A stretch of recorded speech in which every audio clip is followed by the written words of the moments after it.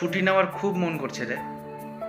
কাজ থেকে, বাড়ি থেকে, এই সমস্ত প্রবলেম থেকে, দায়িত্ব থেকে, লোক থেকে, নিজের থেকে এতটা বিরক্ত লাগছে না সব কিছুতে যে কিচ্ছু করতে মন লাগছে না।